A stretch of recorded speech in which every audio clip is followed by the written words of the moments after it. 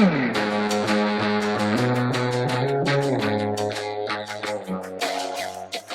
is a beautiful Sunday afternoon.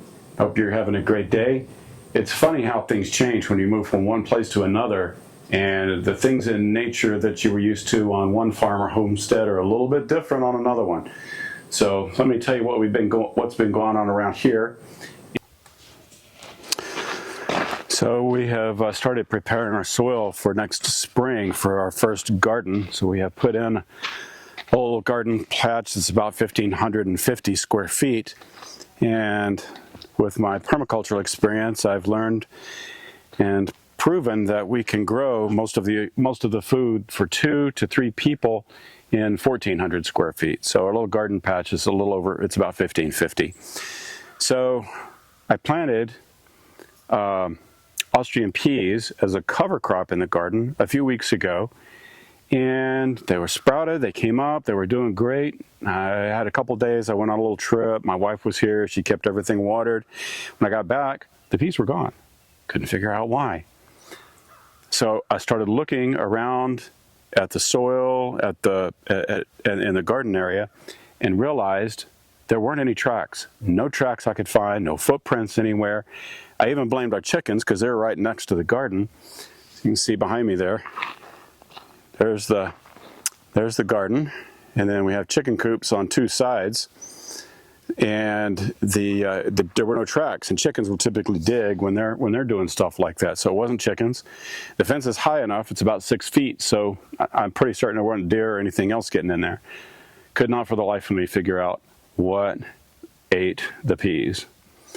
Last night I came out, and that's a whole nother story. Last week while I was gone teaching home inspection classes, I came back to the homestead last Friday, and my wife had been fighting with raccoons and stuff, getting into the coops, stealing birds and everything, so we'll talk about that in a minute. But in the garden, when I walked across our driveway, if I can find it now, where am I? See if I can find it. These ants are red and brown, and they're very, very nocturnal. And what I found was a trail of them coming from a mound right over here. So there's a mound hole right there to the garden over there. That's close to 20 yards, maybe 18 yards away. And there's a trail cut through the grass. And if you can see along the trail, all the little bits of the pea leaves all down this trail. There's some more ants right here. There's some that I have killed, but these ants, they're like a leaf cutter ant here in Deep East Texas, and they just are decimating the peas. You can see it across the driveway. You can see what the trail was right here. And they came all the way across here, and they had literally an army, a line going through here, and were harvesting all of the leaves out of this garden area. So between boiling water and some Omri-approved, hate to say the word, pesticide, it is organic, I was able to stop those guys from doing that. You can see right here coming out of the garden fence. See, here's the trail where they were coming out through this, going across the driveway right over there to where I showed you first. Well, this afternoon I came out and found, actually it was this morning when we were feeding the chickens, and I found another trail, the same kind of thing. I mean, you can't believe they will actually leave a trail in the grass, but they do. And they came right up here, right behind this coop, to another mound right up there that I'm going to have to take care of this evening. So, oh, here's the trail coming out of the garden right here. So you can see they actually, just from the ants, they cut this trail through the grass, through the corner of this coop, and then it cuts across to the driveway, goes up the edge of the driveway to a mound right up there. So, have to deal with those guys. While I was gone on my trip, my wife was at home here on the homestead and had a battle with raccoons getting in and stealing our chickens. So when we moved here, we quickly put together some little portable coops. They're lightweight, they were easy enough to move. They're surrounded by chicken wire. We added tarps to them and put our nesting box and stuff in there. But these we ordered off Amazon. You can see that guy right there. These absolutely will not keep out any predator. They are held together with zip ties, and the fencing is held on with zip ties, which the raccoons just break or chew through. And so we've lost, over the course of a week or so, about 20 chickens. So what I did is we had one of our coops that we had from our old homestead, one of them that we had built, which is much sturdier. It's much heavier. I have to pull it with the tractor. But this chicken coop right here is made out of hog panels and hardware cloth and chicken wire, and it's held together with the shoat rings or hog rings. I've done a video on putting that together before, but that thing is like our little fortress. I haven't found that anything gets in that. But we needed to get another one to replace the two that we have down here that we got when we moved, because they were just quick and we were pushed for time. So yesterday we had kept some of the coops that we had built, we kept them stored at my son's house. Well, we went and picked one of those up. It's just like the fortress one I just showed you. Brought it back on the trailer, but the problem was, from sitting there, well, being several years old, number one, the bottom had rotted out. So we had a bunch of the rotten wood, termite-eaten wood, and so we're this week going to work on rebuilding. And this one is actually upside down. I flipped it over on purpose. It just makes it easier to work on getting the boards and stuff in there. So,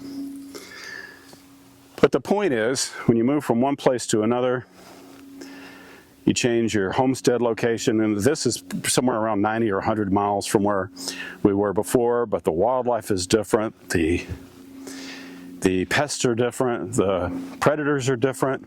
So just adjustments you have to make when you move from one place to another and start your homestead all over again. But we're going to make it work. Everything's looking good. I'm taking care of the ants, and I'll replant peas again if I need to, but I think most of those are going to recover. So we love it out here. It is absolutely beautiful. But it's all about just taking the time and learning about how to deal with all these pests and varmints and predators in new locations. So, but I'm not sure if you can see any of them, but the peas are still there. They should recover, but they're going to be a little slower because they were eaten heavily. Let's see if I can, without getting in there, see if I can show you a little better. So you can see some right here. So they are coming back, they're coming out, and should be okay. So I got home from, while my wife was battling the raccoons. Of course, I can't do it from far away. So the last 2 nights I've come out, and she said there were 5 raccoons that were attacking the chickens. And she had a club that she'd gotten, my kids had gotten her this club when they were on an African mission trip, and brought it back, called a lion killer club. And that's a vicious looking club. It's got a big old knot on the end of it that's kind of pointed. But she did battle in one of those coops I just showed you with that club to get one of those out. So when I got home, I chose a little different method and came out, headlamp, shotgun, and the first night I got 2 of the raccoons and 4 possums. The next night, last night, I got 2 more of the raccoons. So we should slow the predation down a bit for a while. I know there's plenty more where those came from, and they'll always be a thing, but they will have a really hard time getting what I call our chicken fortresses. So just need to get that one that I showed you up there, need to get that one rebuilt. And tonight, here's the upper part of this trail. You can see the trail from these ants. There's some of them starting to come up and down this trail. And so just a little while, I'll bring my Omri approved poison out here, and hopefully that shows up on the camera, but that is a trail of ants through the soil. These brownish red colored ants are starting to make their way, and so I'm gonna have to put a stop. You can actually see they've carried the peas. See the pea shells there? They've carried them all the way from out there. So the trail comes right down there, goes through the edge of the coop, and then out to the garden area. But that's what has been decimating the peas. They come up the driveway. You can see some right here and some more of the pea shells that I've carried, that they have carried all the way up here. And then the soft soil along this edge, when we get to right here, there are four entrances to this hole. So there's a hole there. You can see the ants coming out now, and a hole here and there. And this one is even further away. You can see how far that is. So when you move to a new homestead, be prepared to observe, watch closely. If you're gardening or prepping soil or cover cropping or with your livestock, your predators are going to be different. So you're going to have to be watching for and learn how to control those kind of things. And same with the predators. Predator pressure, especially in the fall, is worse than it is almost any other time of the year. Animals are trying to fatten up, but we don't want them eating our chickens or any other livestock. So just keep that in mind when you have a homestead that, or you move, when you go from one place to another.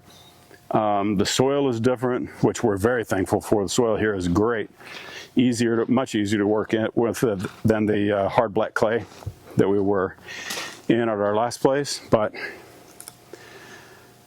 all in all, things are going very well. We love it out here.